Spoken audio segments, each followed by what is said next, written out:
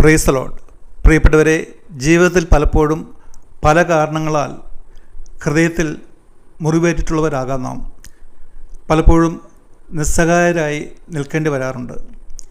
ശരീരത്തിൻ്റെ മുറിവുകളേക്കാൾ മനസ്സിൻ്റെ മുറിവുകളാകാം പലപ്പോഴും പലർക്കും വേദനാജനകമാകുന്നത്. താങ്ങാൻ കട്ടിയില്ലാത്ത ഹൃദയങ്ങൾക്ക് ഹൃദയാഘാതങ്ങളും മാനസിക രോഗങ്ങളും ചിലപ്പോൾ ആത്മഹത്യ വരെയും സംഭവിക്കാം. പ്രഷർ കൂടുകയും സ്ട്രോക്ക് വരികയും ചെയ്യുന്നതെല്ലാം നമ്മൾ കേട്ടിട്ടുണ്ട്. ഹൃദയമുറിവുകൾ മായ്ക്കുന്നത് ദൈവമാണ്. പരിശുദ്ധാത്മാവിൻ്റെ അഭിഷേകത്തിലൂടെ വർഷങ്ങൾക്ക് പിന്നിലേക്ക് കടന്നു ചെന്ന് ഹൃദയത്തിലേറ്റ ഷോക്കുകൾ വിടുതൽ നൽകാൻ പരിശുദ്ധാത്മാവിന് സാധിക്കാറുണ്ട്.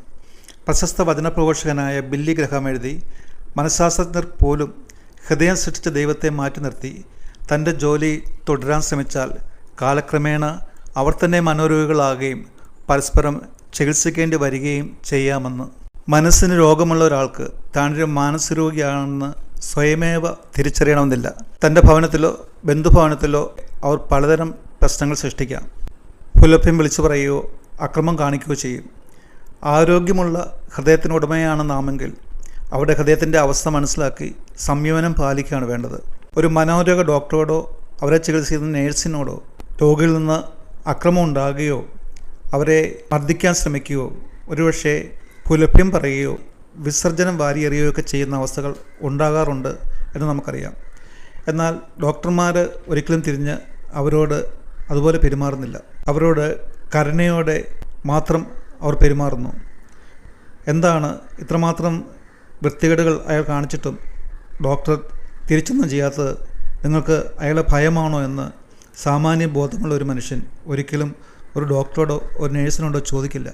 കാര്യം ആ രോഗിയെപ്പോലെ ഡോക്ടറോ നേഴ്സോ മനോരോഗിയല്ല എന്നുള്ളത് തന്നെയാണ് അതിന് കാരണം. പ്രിയപ്പെട്ടവരെ, ഇതര ഭാഷകൾ സംസാരിക്കാൻ കഴിയും എന്നതുകൊണ്ട് ഒരുവൻ സംസ്കാര സമ്പന്നൻ ആകണമെന്നില്ല. വിദേശത്തായാലും സ്വദേശത്തായാലും ഏത് സംസ്കാരമുള്ള രാജ്യത്തായാലും വചനത്തിൻ്റെ ശക്തി, ദൈവഭയം, പരിശുദ്ധാത്മാവിൻ്റെ അഭിഷേകം ഇതാണ് ഒരുവനെ സമൂഹത്തിന് നന്മ ചെയ്യിക്കുന്നതും ഉപദ്രവകാരി അല്ലാതാക്കുന്നത്. ദൈവമകനോ ദൈവമകളോ ആക്കി മാറ്റുന്നത് ദൈവത്തിൻ്റെ വചനത്തിൻ്റെ ശക്തിയാണ്. സമൂഹത്തിലേക്ക് നന്മ ചെയ്യാൻ പ്രേരിപ്പിക്കുന്നതും വചനത്തിൻ്റെ അഭിഷേകവും പരിശുദ്ധാത്മാവിൻ്റെ ശക്തിയാലുമാണ്.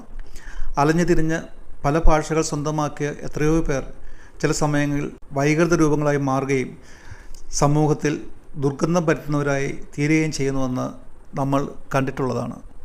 തിന്മയാൽ ഏറ്റവും കൂടുതൽ ആക്രമിക്കപ്പെടാൻ സാധ്യതയുള്ളത് സുവിശേഷം, സദ്വാർത്ത സമൂഹത്തിൽ പങ്കിടാൻ ശ്രമിക്കുന്നവർക്കാണ് എന്ന് നമുക്കറിയാം.